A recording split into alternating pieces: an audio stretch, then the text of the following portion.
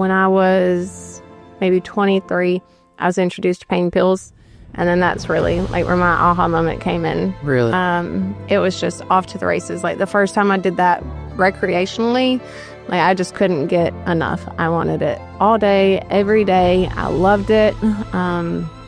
It was crazy how quickly it can turn like that, you know. Mm-hmm. The love for your own child doesn't stop it. You know, everybody always asks, like, why don't you love me enough? Like, why didn't you stop? And like, I, from my own experience, can say like, it doesn't matter, you know? Like, once you cross that line, you become addicted and you have to have it or you're going to get sick. And, I mean, you literally feel like you're dying if you don't have it. Yeah. It's just intense and you'll do anything to get it, you know? But, you know, my parents basically had enough and they were going to take my son from me if I didn't, you know?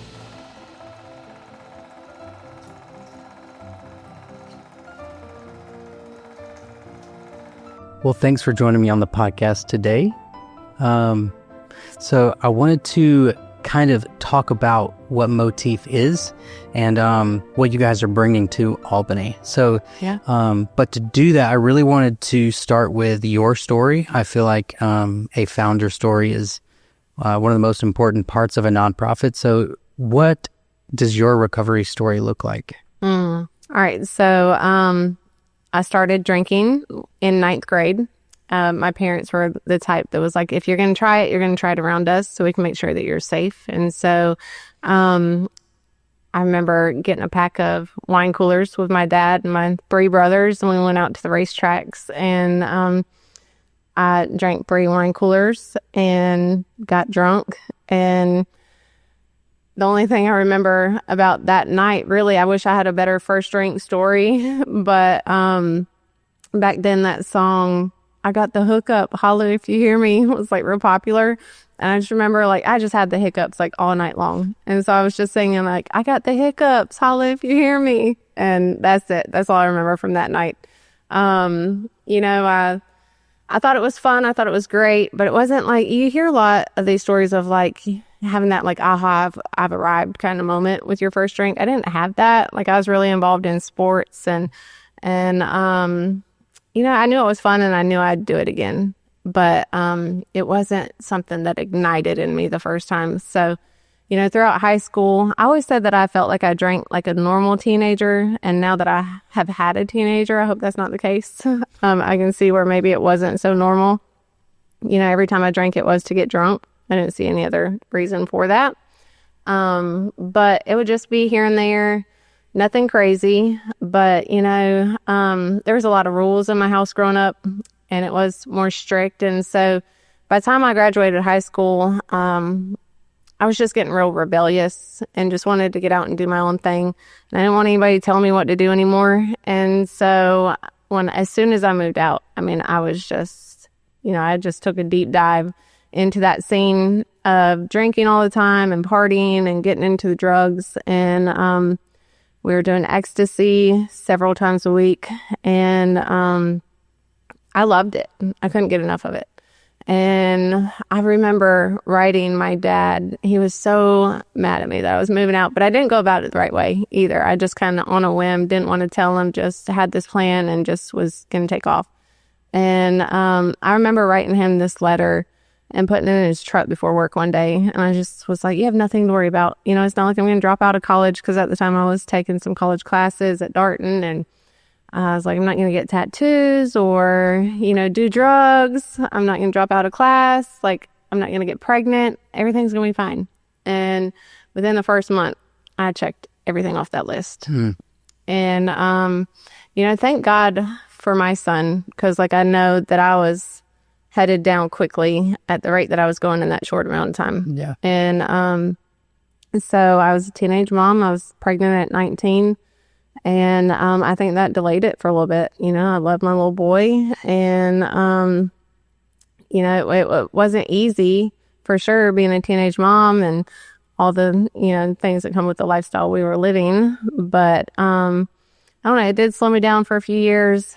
And then I would say when I was maybe 23, I was introduced to pain pills. And then that's really like where my aha moment came in. Really? It was just off to the races. Like the first time I did that recreationally, like I just couldn't get enough. I wanted it all day, every day. I loved it. It was crazy how quickly it could turn like that, you know. Mm-hmm. And, you know, people always wonder, like, addiction is such a beast because truly, like, the love for your own child doesn't stop it. You know, everybody always asks, like, why don't you love me enough? Like, why didn't you stop? And, like, I, from my own experience, can say, like, it doesn't matter, you know? Like, once you cross that line, you become addicted and you have to have it or you're going to get sick. And, I mean, you literally feel like you're dying if you don't have it. Yeah. It's just intense and you'll do anything to get it, you know? And so that addiction took off for the next 10 years, really. I mean, I was on and off of pills. I did the Suboxone thing. That was just a crutch. And then when I was taking Suboxone, I became like a daily drinker. And then I'd gotten in, you know, around like into another relationship. And can we cut that part? I'm trying not to blame anybody in my story. Yeah. Okay. So then eventually I tried cocaine, and that was another beast in my life.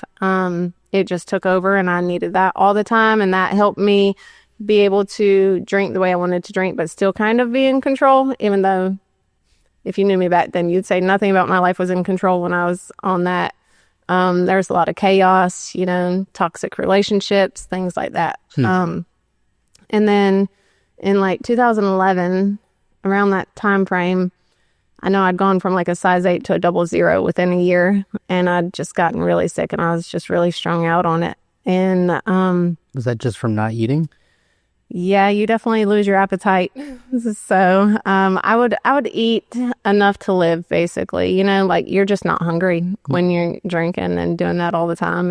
And yeah, so just super sick, super skinny. Like I remember just like having, like even sitting down to go to the bathroom, you know, would hurt. Like there was just skin and bones. I remember like I could barely stand to take a shower. Like I'd have to sit in my shower and bathe, and I just had no strength, you know. And then I was arrested for the first time in 2011, and it was actually, you know, 2 weeks after a very tragic loss for our family. And you know, that's what addiction does to me. Like it doesn't make me available for the people that care for me and I care for the most, like my mother. You know, I couldn't be there for her when she experienced really tragic loss in her life. And I got locked up for the first time. I had a DUI and possession charge. Spent a few days in jail, withdrawing. That was awful. And then I don't know, man. You'd think that'd be enough to change, right? Like having to call, you know, and get your kid squared away to be taken to his first day of school, missing all that kind of stuff, you know, because I had gotten locked up. But it wasn't, unfortunately. And I don't know. I think for the next year, I did drug tests every week, and I just kind of learned how to pass those. I didn't stop using. And then let's see, I was ordered to do like an outpatient treatment, but I was so sick. I just had a really bad night one night, drank way too much, and ended up in detox the next day. And so then I decided I was going to stick around long enough to try and get some help. And so I was in detox for like 2 weeks. I was just so sick. And then I went to their 28-day program, and I just really wanted to get sober. I really wanted that lifestyle. And I didn't understand the whole relapse thing. It didn't make sense to me. Like, why would you go through all this for nothing, you know? And I remember going into that treatment center, and my friend gave me her Bible. And I was like, the first time I ever read a Bible, and I just would like hold on to it every night. And I would just sleep with it, and I would just open it and read the little bit that I could understand at the time. And it was enough comfort. You know, when I got out of there, I wanted to chase that feeling. And so I got involved in meetings, and I got involved in a church. And I don't know, man. It's so true. Like, you really have to change those people, places, and things, you know, if you really want true recovery. And I didn't. You know, I went back to the ex, and that seemed like a little bit more fun. And I started lying to my parents. And they say you're as sick as your secrets. And I could definitely see that happening in my life. I think I made it like 90 days sober before I was back out there again. And then that was just just kicked off the next 4 years of just being in and out of the rooms of 12-step programs and in and out of detox centers, and landed in another treatment center. And I had been arrested 4 times, got another DUI, got a public intoxication charge, got driving on suspended. It was just, I don't know, different bottoms. So in that 2011, I'd say I hit my physical bottom. Like if I didn't do something, then I would have died, like without a doubt. Death was knocking on my door. But in 2015, when I got sober, like I hit a spiritual bottom that was way worse than any physical bottom I'd ever seen. And, like just, I had experienced God a little bit when I that first time I got sober. But then like 2 years before I got sober, I remember not feeling God's presence at all. And so then I really started questioning, like, is he real? Like, if he is real, he doesn't want anything to do with me, clearly. I remember crying out to him in the bathroom and just begging him to change me, but I didn't want to do any work. I just wanted him to give me this free gift of taking away the obsession and make me no longer want to drink. Yeah. And, I learned that's not how God was going to work in my life. Maybe he does that, for others, but he was going to make me put a little bit of work in. And so I just remember I turned into somebody I never thought I would become. I turned into a thief. I was stealing from anybody and everybody that I knew. I was in the pawn shops all the time, and I wasn't being the mother that my son deserved. I was not being a good daughter. I was stealing from my parents. I remember asking for help. Well, right before I asked for help one more time, I basically just accepted, like, I was just going to die a drunk, right? Like, I thought that I'd tried the meeting thing. I thought that I'd tried the church thing, but I was doing the bare minimum, if that, And so, yeah, I just remember accepting that fact, but then for whatever reason, asking for help one more time. And I remember asking my mom to come and get my son so I could go back to detox. And she came, and that was the first time she really called me out on my stuff. Like, she said she had some questions she needed to ask me. She needed to know where there's, certain jewelry, wedding rings and things like that were. An iPad. She was in denial. She was going to fight for me and say that it wasn't me. And my dad basically was like, it's Tiffany. Yeah. And the gig was up, And so I confessed to her where everything was at. And that was tough, That was tough on both. Like, just seeing that pain in my mom's eyes, and it's just not a good feeling. Yeah. So I went to detox, and there I made the decision to go off to long-term treatment with a lot of threats not threats, but, my parents basically had enough, and they were going to take my son from me if I didn't, fix it, get sober. Yeah. Yeah. And so when you looked at your mom, what was that feeling like? Was that the rock bottom? Yeah, for sure. For sure. I don't know.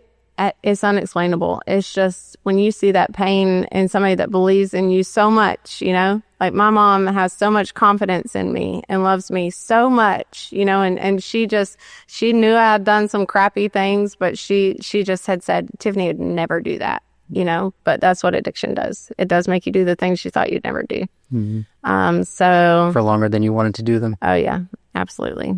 So, and it's sad, and I'm thankful that, my weaknesses have been turned into strengths and I can use them for good now. But man, being in that moment, like before you can see the light, like it's just not a good place to be. I was just hopeless, and I'd made such a hole, that I didn't see how I could climb out of it. Like I was on the verge of being evicted. I couldn't hold down a job anymore. I just had this big confession with my mom. My credit score was like non-existent. I'm like, how do you ever clean up this mess? And I'm strung out, like on pills, and I'm doing Roxy's, and I'm drinking every day. And, how do you clean this mess up? Yeah. But God, right? So, I went off to long-term treatment, and then everything changed. And like, that's what God was waiting for me to do that whole time, was like, I think, just he just needed me to do something different. You know, I'd already been to Detox. I'd already been to meetings, you know. I was just trying to halfway do everything. And in recovery, we talk about like how half measures avail us nothing. And that's what I wanted. I wanted it by osmosis. I wanted what you had to rub off on me. I didn't want to have to do the work to do it, or to get it. And so I remember being in that treatment center the very first night. I got on my knees and I just prayed to God. I didn't even know how to pray. I just started talking to God. And I just remember this feeling like from my head to my toes, just this rush just go through my entire body. And I just started like weeping. I was just crying. I was so happy. Like I was having the worst day of my life, but it was the best day of my life because I knew that God was with me and that I was going to chase that feeling with everything I had, just like I used to chase the drink and the drug. And that's what I did. And so I was there for 4 months and I just really learned how to live again. You know, like obviously I learned about recovery and how to grow a relationship with God, but I also learned how to be a friend and how to listen and how to not be selfish and how to share and how to keep a house, like clean a house, do yard work, be of service, just all these amazing gifts that I've carried with me over the last 10 years, you know? Yeah. And I don't know, I went to a sober living house after that here in Albany for 2 months. And then, I don't know, over the last 10 years, man, I just worked on restoring those relationships that I've broken. You know, obviously it was my son and my parents first. And then close friends. And, you know, I worked the 12 steps and that was transformation in my life that I needed. I eventually got plugged into a church, Hope City United. And man, that just was a whole nother level of spirituality, you know, that I didn't even know that I was missing. And even just having a community, like actually having somewhere to belong. Yeah, absolutely. That changes everything. Yeah, everything. Yeah. I spoke to someone and they were talking about how every single person that has gone through recovery they all experience the same thing. Like you have to clean up your debt. You have to learn how to do this. You have to learn how to, and they were like, yeah, I had to do that too. Yeah. And can you speak on that a little bit? So for the person that, let's say they're 2 years sober and they're just working on cleaning up some relationships or something, like what would you say to somebody like that? Man, like trust the process, really. Like I love 12-step groups. They're always going to be a part of my life, right? Because like it's a simple plan. You do have a lot of work to do, but it's very simple. And so, you know, you have somebody, a sponsor that shows you how they did it, right? So you're taken through these baby steps. It's a spiritual kindergarten, if you will, is what the founder of the 12-step group calls it. And that's what I needed, you know, like for me to get involved in a church and to be expected to know all the scriptures and like how to, you know, piece my life back together would have been so overwhelming. So even how to talk to somebody. Exactly. Yes. Yeah. And you know, like in the meetings, like they have you do these readings before every meeting and it's terrifying, you know, until you get over your fear of people and public speaking, but it really does. There's a reason behind everything. Like it helps you learn how to talk in front of people again. It teaches you, it teaches you how to talk in front of people again. It teaches you how to get over that public speaking. Yeah. You know, like everything, there's a reason behind everything. That's why I love it. So for me, you know, I had, whether it was my sponsor or just other women in the program that showed me like, hey, like, this is how you might be able to be a better mother. Like maybe do this. Mm-hmm. Or, you know, when it came to my credit, like, you know, I first started paying off little debts and credit collections and things like that. You know, and then I started getting a prepaid credit card because nobody was going to give me one unless I put money down first. I mean, my credit score was like a 500 when I got sober. And then I started working on that. And now when I pull my credit score up and it says excellent, like I still can't believe it, you know, because I never saw that happening. Mm-hmm. I learned how to become fully self-supporting. That was a big one for me too, because I mean, I was always expecting somebody else to take care of my mess or, you know, live with somebody that could help out financially or whatever, you know. And the fact that I can pay my own bills today and, you know, have a successful career, I mean, means so much from somebody that completely burned their life to the ground multiple times, you know. And just to see God's favor is just still blows my mind, Yeah. you know? But there's definitely a process behind it all. I mean, it whether it's financial, whether it's spiritual, whether it's emotional, I mean, there's just all these different steps and routes to take to get you there, you know? Yeah. So, So how does your recovery story tie into Motif? Like, so I know you're bringing a women's sober living home here to Albany. So Yeah. can you walk me through kind of how those two are connected? yeah. So obviously, passionate for recovery. Me and my partner, Mo, and I'll get into how she's tied into this too. We're both sober, you know, long-term sobriety. I'll have 10 years in July. She has 8 years in May. And so, you know, when you go through that, you're told, like, you can't keep it unless you give it away. And so, I mean, we've both been plugged into so many areas of service. We've served at treatment centers. We've served at the detox centers. We've taken meetings. We still take meetings to the jail. You know, you just want to be of service. You just want to help the next struggling person.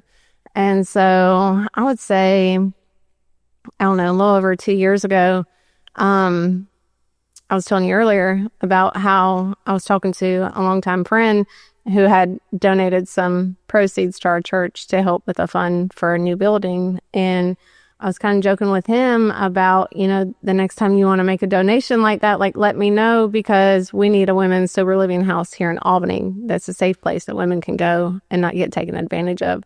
And so he just kind of was like, yeah, we could do that, you know. And we just kind of shelved it. And then we would revisit it from time to time over the next few months. And then it seemed like this was something that would actually maybe possibly happen, and that he'd back us on it. And so I remember going on this road trip with Mo and talking to her about, you know, this possibility, and that I'd love for her to be a part of it, and that she'd be great for running the house and stuff like that. And so we talked about it, kind of came up with a little bit of a game plan, and then we shelved it. And so then some other stuff had come up. Just seeing the struggle and the need for more things like this in our community, you know, really motivated us. And one day Mo came up to me and was like, we got to do it. Yeah. We got to do this. And I'm so thankful for her push, because I can get so busy. You know, I have twins and I have an older son as well, but, you know, working full time and being involved in church and all the things and meetings, and I could have shelved it for much longer, honestly. But, you know, Mo was that push. And so then we took the steps to get with a lawyer, and we got incorporated, and then we went after our nonprofit. But you just kind of see, like, God working all along the way, right? Because you come up, you pray about it, obviously, you get this vision on your heart, or you get this vision and it's put on your heart. And then you're always questioning, like, am I supposed to do this or am I not, you know? And so even with that process, like, I remember the CPA who was filing, like, for our nonprofit. Like, I remember him saying that he'd donate his services, and we just had to pay, like, the $600 like filing fee or whatever. And then when we went to go pay that fee, he's like, you know what, don't worry about it. I'm going to take care of that. My daughter's out there on the streets. I just want you to pray for her. And, you know, like, just all these little God moments along the way. And so we got our nonprofit, we got incorporated. We made our big announcement. This is what we're going to do. And so we just thought a house was going to be ready and waiting, right? And that was not the case. We ended up, it's just funny now looking back, like, our plan versus God's plan. Like, we had gotten a house under contract and ended up having to pull out last minute because the zoning couldn't get rezoned. And so then we had almost gotten another house under contract, and the same thing happened. We just kept running into all these rezoning issues and just kept being told no, like, time and time again. For 2 years, we were told no. And then we were finally told, like, get out of downtown Albany. It's not going to happen in downtown. Go somewhere else, you know. And so it just would get real frustrating. We were also put in the hat for, you know, this possibility of this other house being given to us. And we just thought, we're like, oh, this is it. This is how God does this. Like, he's going to give us a house, you know, like, it couldn't be a better plan.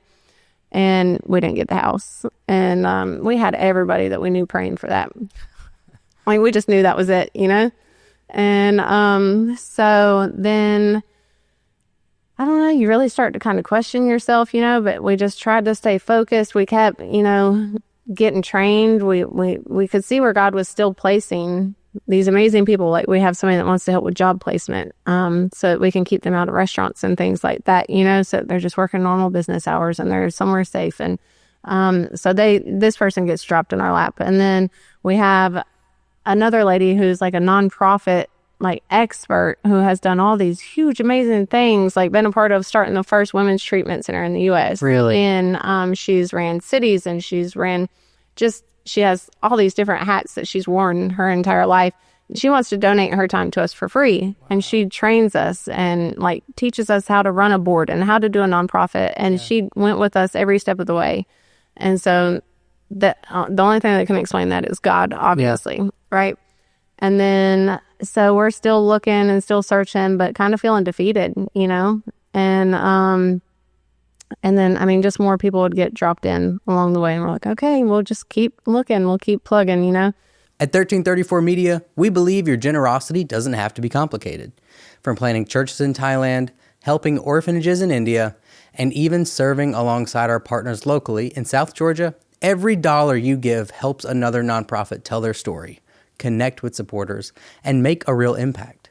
Your support fuels life-changing media and training that brings hope, awareness, and resources to causes that matter. These stories can't make a difference if they aren't heard. Join us today, because doing more doesn't have to mean doing it alone. So one day I got a random phone call from a guy named William, who is he part of the program too. And he had told me about this man who was interested in giving away a house. And he wanted to hear more about, you know, the heart behind Motif. And so I remember calling him, and I mean, he told us about this house, and he originally, what he wanted was, he wanted to donate the house, but he wanted us to move the house off the land and take it somewhere else, which would cost about $160,000. And then, so I get with, you know, my friend BJ, who's the investor, basically, you know, who's going to front the cost to do this, and then we pay him back gradually. So I get with him, and I'm like, you know, what's the chances of making this happen? And he's like, that's just not doable. By the time you fix like the repairs of moving that house, and then you're putting in a septic system, you're buying land, and he's like, it gets too expensive. So I called the guy back, and he does want to remain anonymous, so that's why I'm not mentioning his name. But he just, he's like, well, why don't you come out here anyways and talk with me and tell me a little bit more, and we'll see what we can work out. So I came out here and met with him. He's a great man, and just kind of told him what our mission was and what the plan was. And we went over rules and regulations and how we have like a zero tolerance policy. And he was kind of concerned, like, for safety reasons, you know, like what plans do we have in place for that? What were the girls going to be involved in, you know, going to church, going to meetings, all the things. And by the end of our talk, he was like, okay, you can do it here, and I'll give you 4 acres. And so we are on 60 acres, which is his. And then we get these 4 acres to go around the house. So then our next obstacle was going to be rezoning. Yep. Like, so that was the big if, because we've always been told, no, you can't get rezoned, right? And this is zoned agriculture, and it wasn't going to be easy. We had been told by one of the commissioners, you know, that it wasn't going to happen. And so we got prayed up. We got our people together, and we went to the hearings. And the very first hearing, we were surprised by the number of people that came that opposed it. Wow. There was like 19 people or something like that came to oppose it. And so I remember so before you go in front of the commissioners in the second hearing, you go in front of a committee that makes a vote, and then they take it to the commissioners. And so we were voted no. And so then you go into like a special hearing right after, and then they actually let us speak on the house. And then 2 of those no's turned yeses. Wow. But I will say before that, I was praying for hearts and minds to change, right? Yeah. Like, God, change hearts, change minds, change hearts, change minds. And then 2 no's turned yeses. Wow. And so we did get pushed to the next round. And I mean, it was really causing an uproar with the neighbors in the area. They were just really upset with us, you know, that we were doing this. And I understand, like, change is scary, you know, who knows? I understand, you know, but that really kind of threw us for a loop. We weren't expecting that. Yeah. And, so then a few weeks later, you have the second hearing, and we went in there, and man, it was just so cool to see the support from the commissioners. That was really cool. You know, one commissioner said, you know, what's good is good, and this is good. Yeah. And so we had like our pastor showing up to speak for us. You know, we had people in the community showing up, recovery peeps showing up, and it was just really cool. And we got a yes. So, yeah, it was amazing. So, big celebration. And then, Huge. Yeah, it was huge. So, ever since we got the yes, we've just been finalizing the process. And we started on our updates and getting everything ready, you know, to put in new floors and update the bathrooms and paint and all the things. But yeah, so going back to my plan versus God's plan, I would have never in my life envisioned something like this being given to us, you know, like it blows my mind, you know. It's like you don't know to pray for this. Yeah. You can say, God, give me an apartment, give me a house, give me a duplex. Yeah. You don't know you're going to get 12-foot ceilings. You know what I mean? Mm-hmm. You have no idea what God's like, no, wait, just wait. I know. Just wait. I know. It reminds me of like that little, what is it, like a meme or something, a little gif, like where Jesus has like the big bear behind his back and he's just asking you to give him that little bear. Like, but I have something so much bigger waiting, you know, if you're just be patient, you know. It's overwhelming. Yeah. What are your next steps? We're going to get these updates done and Lord willing, be open by July. Wow. That's the plan if all goes well. But yeah, we're ready to fill it up. We're praying for the women and we're ready to open the doors. We'll have a big opening day event. It'll be a nice fundraiser. We'll have like a good speaker and some worship music and, you know, get it catered and all the things and let people come out and walk around the house and see, you know, what God has done and start filling up these rooms, you know, get ready for the girls. Is your plan for them to all be from Albany, or do you want to accept from all over? All over. Now we do, you know, we'll be working with like the Women's Anchorage. They've been so supportive. They showed up for our hearing too. Wow. And spoke on our behalf. And they are actually providing groceries for our women. And that wasn't something we thought that we'd be able to provide. So God bless them. But yeah, so we'll be working with the Women's Anchorage. You know, they'll be providing treatment for like up to 40 women, I think it is. And so this house will receive women after they've gone through a treatment plan. So they have to have at least 30 days of treatment first before they can come here. Cool. And so we'll be pulling women from anywhere. Really, we'll be getting our information out to surrounding cities and even states. I mean, they can come from anywhere. You know, we do plan to network and connect. And have you got connected with Free Indeed? Yes. Okay, yes. good. Love her. They have connections everywhere. Mm-hmm. She's doing incredible. I know. She's amazing. Love Glory. Like, yes, we got some things that we're hoping to get in motion too. And we plan on working together. Okay, so, cool. Yeah, love her. So is there anything that you need right now from either anybody listening or just prayer requests, anything like that? Yeah, prayer first and foremost. But you know, I mean, it costs money to do this. So, you know, we are trying to enter into like a fundraising phase that's going very slow, but we're grateful. Look what God's done already, you know? Yeah. So yeah, we're trying to figure out ways to fundraise. Obviously I think we're going to have, I don't know, I mean, originally we were quoted $75,000 in updates, but I don't think it's going to be that much now. But you know, we got to get that covered. And, I don't know. I mean, we want to do like room sponsorships too. And So we'll have plaques and all that made, of course, for whoever wants to sponsor. Things like blankets and sheets and linens and all that. Yeah. And we've already had some really amazing furniture donations. But I think we're still looking for like some beds and things like that. What else? There's Have you put together an Amazon list? You put together a wish list. Oh, that's a good idea. Okay.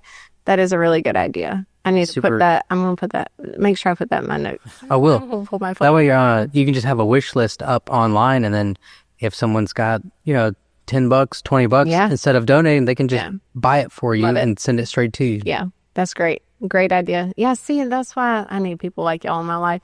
So I don't think of all these things, Like we are doing like thank you, a puzzle. So it's like a 500-piece puzzle, and it has our logo on it. Cool. And so we've been selling each puzzle piece for $20. Nice. I think we've sold half of the puzzle, but we still have the other half to go. That is huge. Yeah. And so we'll have like a double-sided frame. Cool. And so we'll write down the names on the back of the puzzle pieces, and we'll put the puzzle together. And so you'll be able to see who is part of the story or a piece of the puzzle, if you will. So we're doing that still as well. So, yeah. Have you heard of Give Butter? No. So that's who we use. It's a website that allows you to do online donation campaigns. Okay. And they're a nonprofit, and they don't charge you. If you don't want to pay a processing fee, you don't have to. Nice. So you can pay like a tiny processing fee or pay nothing. And it is the easiest and best donation platform that I've seen. Yeah. It's so much better than like PayPal or trying to use a Venmo or anything like that. Yeah. It is light years beyond. So I highly recommend looking into Give Butter. Give Butter, and it's a good name too. Yeah, it's really, really weird. If you go to my website, the 1334media.com, at the top right, it says donate, but it just shoots you over to givebutter.com. Okay. And so you can have a Give Butter link that you can put on your website and Facebook, Instagram, and wherever. I love it. Love it.